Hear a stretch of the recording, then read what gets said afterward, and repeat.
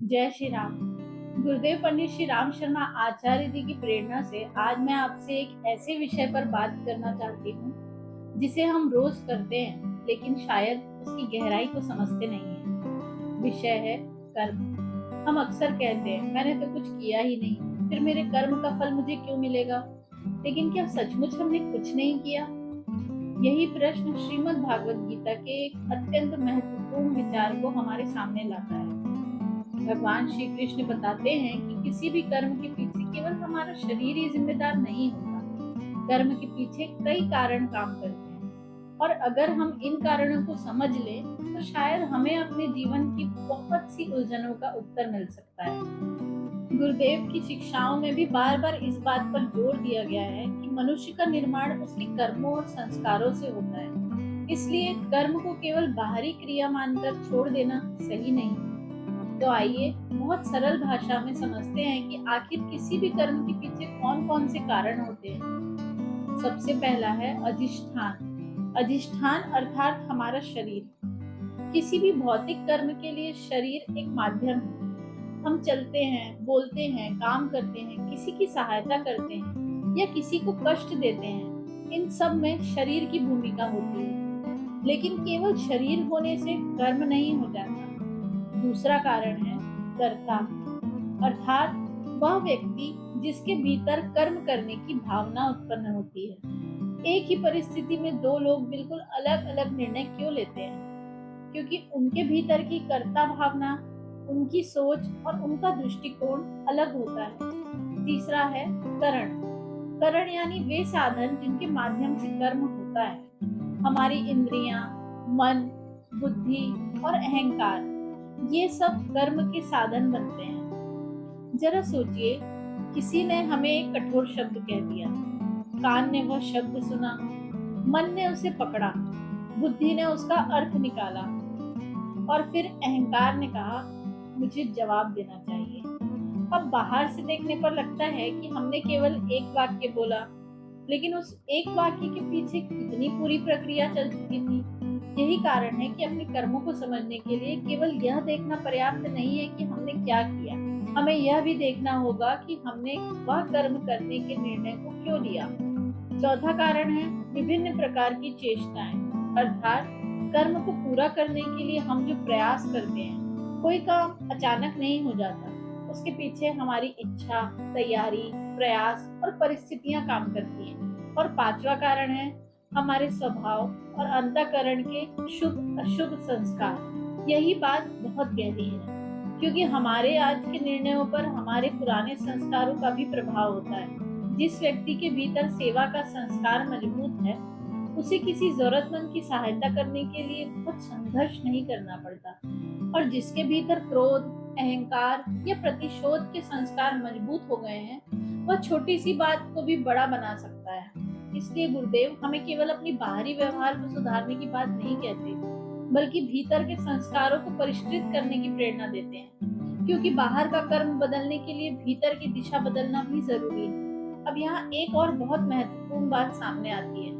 हम में से बहुत लोग सोचते हैं मैंने तो किसी को मारा नहीं, मैंने तो किसी का नुकसान नहीं किया, गलत काम तो किसी और ने किया है। लेकिन कर्म का क्षेत्र इससे कहीं बड़ा है। श्रीमद् भागवत गीता के इस प्रसंग में कर्म के 3 रूपों की बात आती है। पहला है कृत, अर्थात जो कर्म हमने स्वयं किया। दूसरा कारित, अर्थात जो कर्म हमने किसी दूसरे से करवाया।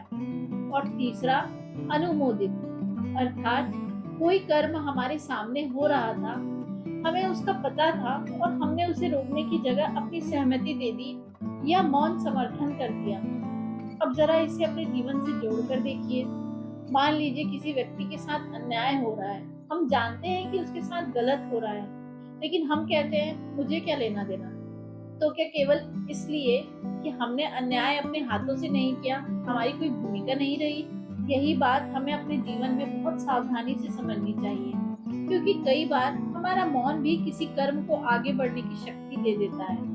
इसलिए कर्म केवल हाथ पैर से किए गए काम का नाम नहीं है। हमारी भावना, हमारी इच्छा, हमारी वाणी, हमारा समर्थन और हमारा विरोध, इन सब का भी जीवन पर प्रभाव पड़ता है। और यहाँ एक बहुत सुंदर बात आती है, प्रतिशोध। जब कोई हमारे साथ गलत करता है तो हमारे भीतर तुरंत प्रतिक्रिया उठती है, मैं भी उसे जवाब दूंगा, उसने मेरे साथ ऐसा किया है तो मैं भी उसे दिखाऊंगा। लेकिन क्या प्रतिशोध वास्तव में हमें शांति देता है? अक्सर नहीं। प्रतिशोध की आग सबसे पहले उस व्यक्ति को जलाती है जिसके भीतर वह जल रही होती है। हम बाहर से किसी दूसरे को नुकसान पहुंचाने की सोच रहे होते हैं, लेकिन भीतर हमारा अपना मन अशांत हो जाता है। गुरुदेव की जीवन दृष्टि हमें यही सिखाती है कि मनुष्य को प्रतिक्रिया का गुलाम नहीं बनना चाहिए। गलत के सामने खड़ा होना अलग बात है और प्रतिशोध की आग में जलते रहना अलग बात है। धैर्य का अर्थ यह नहीं है कि हम अन्याय को स्वीकार कर लें। धैर्य का अर्थ है हम सही निर्णय लें, लेकिन अपने भीतर प्रतिशोध और नफरत को अपना स्वामी न बनने दें। क्योंकि जब हमारा मन शांत होता है तभी हमारी बुद्धि सही रास्ता दिखा पाती है। इसलिए आज से एक छोटा सा अभ्यास कीजिए। जब भी कोई परिस्थिति आपको बहुत क्रोधित करे, तुरंत प्रतिक्रिया देने से पहले अपने आप से 3 प्रश्न पूछिए। मैं जो करने जा रहा हूँ वह क्यों कर रहा हूँ? मेरे इस कर्म के पीछे कौन सी भावना है? और अगर मैं आज यही कर्म करूंगा तो क्या कल अपने ही निर्णय पर मुझे गर्व होगा? ये 3 प्रश्न हमें बहुत से गलत निर्णयों से बचा सकते हैं और शायद यही इस पूरे विचार की सबसे बड़ी सीख है।